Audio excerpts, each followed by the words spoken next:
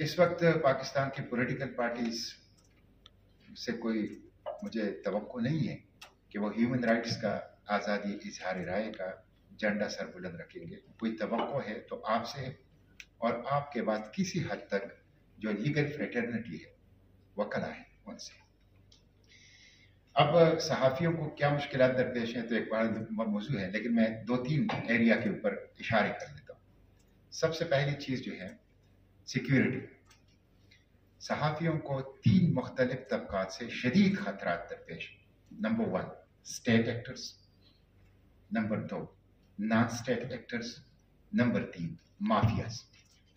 اب state actors وہ ہیں کہ جو اسٹیٹ کے اندر بیٹھ کر اسٹیٹ کی طاقت کو استعمال کر کے اپنے من پسند خبروں کو جاری کرتے ہیں اور اپنے ناپسند خبروں کو روکتے ہیں. وہ سب سے زیادہ بڑا تھریٹ ہے اس وقت ہمارے صحافیوں کے لیے، اور وہ بیچارے ان کے پریشر میں. مافیا ریئل اسٹیٹ میں بھی ہے، اور مافیا اسٹیٹ جو پبلک انسٹیٹیوشنز ہیں اس میں بھی.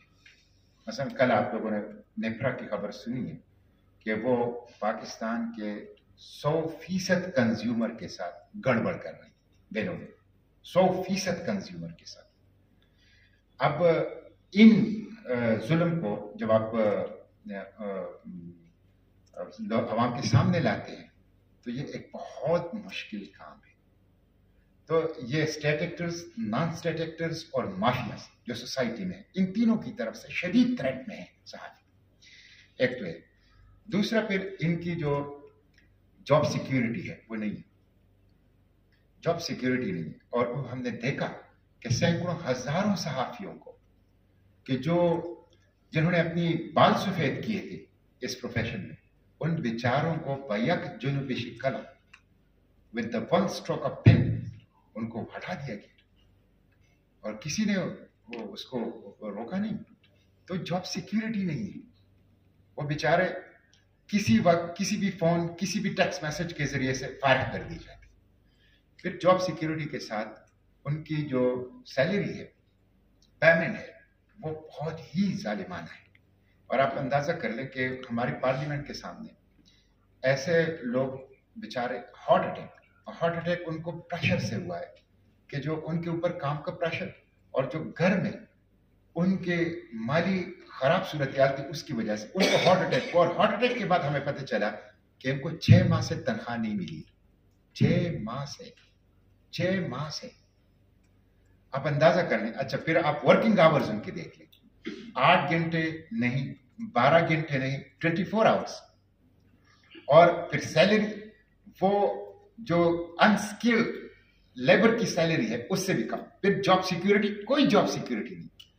دوسری طرف مالکان کی تجوریاں آپ دیکھیں وہ بڑھی ہوئی ہیں اور وہ بڑھتی جا رہی ہیں. لیکن جن کی وجہ سے یہ تجوریاں بڑھ رہی ہیں اور بڑھتی جا رہی ہیں، ان کے بچے فاقہ کر رہے ہیں. ان کو کوئی جاب سیکیورٹی نہیں ہے، ان کی زندگی کو کوئی. آپ دیکھیں پاکستان ان ممالک میں ہے جہاں سب سے زیادہ صحافی تھریٹ میں. میں تو اکثر یہ کہتا ہوں کہ پاکستان کا کیپٹل اسلام آباد صحافیوں کے لیے گوانٹانامو بے ہے. یہاں بہت مشکل ہے. ایون کیپٹل کے اندر کوئی دور دراز نہیں، کیپٹل کے اندر صحافت کا پیشہ ایمانداری کے ساتھ کرنا آپ کو ہر قسم کے تھریٹس. اور شمالی علاقہ جات کی سیر و سیاحت تو بالکل عام ہے کہ آپ کو کسی وقت بھی شمالی علاقہ جات کی سیر و سیاحت پر بھیجا جا سکتا ہے. تو یہ ساری چیزیں بہت مشکل کام ہے جو آپ کر رہے ہیں. اور مجھے دکھ ہے بحیثیت پارلیمنٹیرین اور بحیثیت پالیٹیشین، مجھے افسوس ہے کہ پولیٹیکل اسپیکٹرم اور پارلیمنٹ آپ کو تحفظ نہیں دے سکی، آپ کے ان مسائل کو، ان مشکلات کو حل نہیں کر سکی. میں نے ہمیشہ سے کوشش کی ہے کہ ان کے لیے بھی آواز اٹھائی جو پارلیمنٹ کو کور کرتے ہیں، ان کو علم ہے، میں اس کی تفصیل میں نہیں جاتا.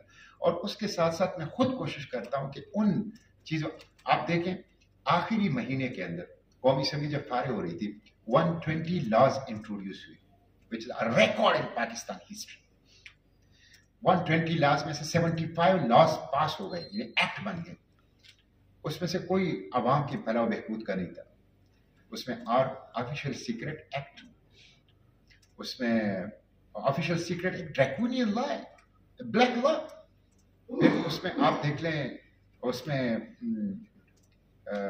پیمرا کے حوالے سے قوانین میں ایسی چیزیں اچھی چیزیں بھی تھی اس میں، لیکن اچھی چیزوں کی آڑ میں اس کے اندر بہت خوفناک چیزیں بھی ڈال دی گئی تھی، اس کے سامنے ہم ڈٹے رہے۔